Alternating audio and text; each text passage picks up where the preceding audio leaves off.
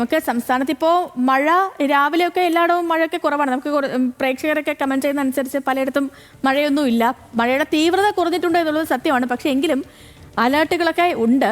പ്രത്യേകിച്ച് വടക്കൻ കേരളത്തിൽ ഒറ്റപ്പെട്ട മഴയ്ക്കുള്ള മുന്നറിയിപ്പ് നിലനിൽക്കുന്നുണ്ട്. 4 ജില്ലകളിൽ യെല്ലോ അലേർട്ടാ. കണ്ണൂരും കാസർഗോഡും വയനാടും കോഴിക്കോടുമാണ് നിലവിൽ യെല്ലോ അലേർട്ട് ഉള്ളത്.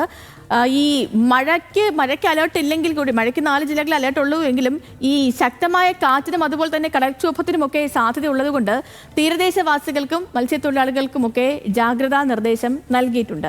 ഹാൻസ് ജോണാണ് വിവരങ്ങളുമായി തിരുവനന്തപുരത്ത് ചേർന്നത്. ഹാൻസ്, ഈ മഴ അലേർട്ടുകൾ കുറവാണ്. ഈ 4 ജില്ലകളിലെ യെല്ലോ അലേർട്ടുള്ളൂ. പക്ഷേ ഒരു പൂർണ്ണമായും ആശങ്ക ഒഴിയുന്നില്ല അല്ലേ? എങ്ങനെയാണ് നിലവിലെ കാലാവസ്ഥ അറിയിപ്പുകൾ?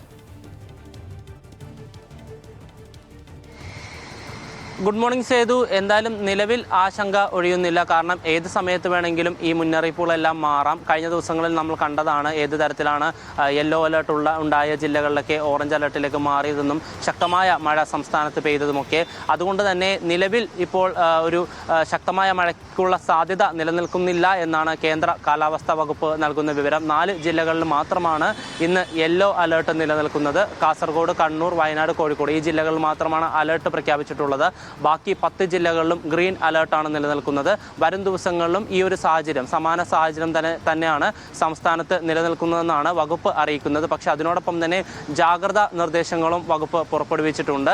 ശക്തമായ കാറ്റിന് സാധ്യതയുണ്ട്. മണിക്കൂറിൽ 60 കിലോമീറ്റർ വരെ വേഗതയിൽ കാറ്റ് വീശാനുള്ള സാധ്യത നിലനിൽക്കുന്നുണ്ട്. അതുകൊണ്ട് തന്നെ തീരദേശവാസികൾക്കും അതിനോടൊപ്പം തന്നെ മത്സ്യത്തൊഴിലാളികൾക്കും ജാഗ്രതാ നിർദ്ദേശം നൽകിയിട്ടുണ്ട്. കേരള, കർണാടക, ലക്ഷദ്വീപ് തീരങ്ങളിൽ മത്സ്യബന്ധനത്തിന് പോകുന്ന മത്സ്യത്തൊഴിലാളികൾ കനത്ത ജാഗ്രത പാലിക്കേണ്ടതാണ്. അതിനോടൊപ്പം തന്നെ ശക്തമായ മഴ നിലനിൽക്കുന്ന സാഹചര്യത്തിൽ ആലപ്പുഴ ജില്ലയിലെ കുട്ടനാട് താലൂക്കിലെ വിദ്യാഭ്യാസ സ്ഥാപനങ്ങൾക്ക് അവധിയും പ്രഖ്യാപിച്ചിട്ടുണ്ട്. എന്തായാലും നിലവിൽ ലഭിക്കുന്ന വിവരമനുസരിച്ച് ഇന്ന് ശക്തമായ മഴയ്ക്ക് സംസ്ഥാനത്ത് സാധ്യതയില്ലെങ്കിൽ പോലും ജനങ്ങളെല്ലാവരും ജാഗ്രതാ നിർദ്ദേശം പാലിക്കേണ്ടതാണ്.